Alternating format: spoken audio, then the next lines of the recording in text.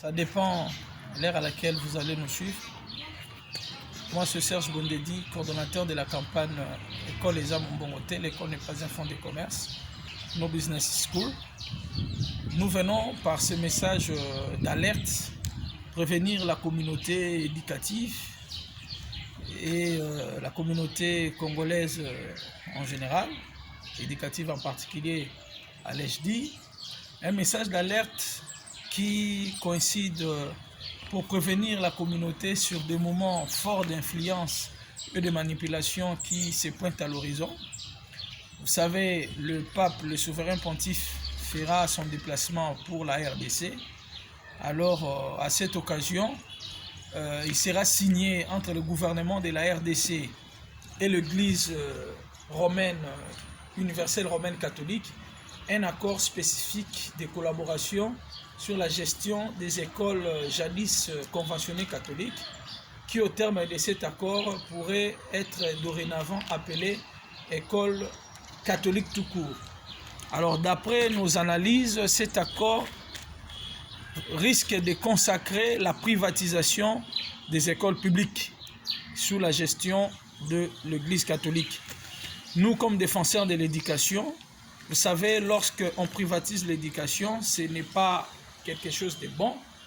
Dès lors que l'éducation fait partie de droits fondamentaux reconnus à chaque individu, donc au moment où on privatise ce droit, nous laissons la place à la marchandisation, nous laissons la place à la discrimination et aux inégalités sociales, et plus grave, aux actes de monnayage de l'enseignement qui ont des conséquences dramatiques sur la société et surtout pour notre pays et plus particulièrement notre système éducatif. Alors, nous lançons ces messages d'alerte pour que la communauté éducative puisse savoir que le mois d'avril qui va certainement précéder la venue du pape pourra être utilisé comme moyen de pression parce que c'est un moment qui coïncide avec les évaluations de l'Andendum de Bibois signé en Mbuela. Alors, connaissant le joueur et leur jeu, ça sera un temps où certainement le pouvoir organisateur de l'enseignement, conformément à la loi, sera donc soumis à une pression afin de le pousser à signer cet accord, et lequel accord va déranger tout ce que je viens de vous dire. Alors voilà pourquoi nous lançons ce message d'alerte pour dire que nous restons vigilants pour que cet accord ne soit pas signé parce que ça risquerait de donner la place à un traitement de faveur et un traitement spécifique, d'autant plus que la gestion des écoles publiques à gestion indirecte est réglementée par la Convention 77, laquelle convention qui est en voie d'être revisitée et selon les informations à notre possession, la copie de cette convention modifiée serait déjà sur la table de toutes les religions reconnues comme partenaires éducatifs en République démocratique du Congo, de manière en sorte que chaque organisation ecclésiastique puisse donner ses avis et considérations pour qu'au finish, qu'il y ait un seul texte. Alors, s'il faudra que le souverain pontife puisse signer avec le président de la République un accord spécifique sur les écoles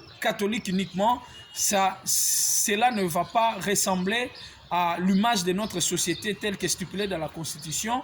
Nous sommes une société dont tous les citoyens, donc moral comme physique, doivent bénéficier de mêmes droits et de mêmes avantages. Alors, faire un traitement à la faveur spécifique ou de faveur à une seule religion dérange énormément notre organisation qui défend l'éducation. Nous disons, nous allons rester vigilants pour que cet accord ne passe pas. Il faut que toutes les églises signent une même convention. On ne tolérera pas que la privatisation puisse avoir de la place dans notre système éducatif. Déjà dans le monde, vous voyez que la Banque mondiale s'est désengagée dans le financement de la construction des écoles privatisées, et cela montre que le combat contre la privatisation de droits fondamentaux doit aussi l'être dans notre pays. On ne tolérera pas que les écoles publiques conventionnées catholiques soient privatisées. École Les Âmes Mbongoté, nous vous remercions.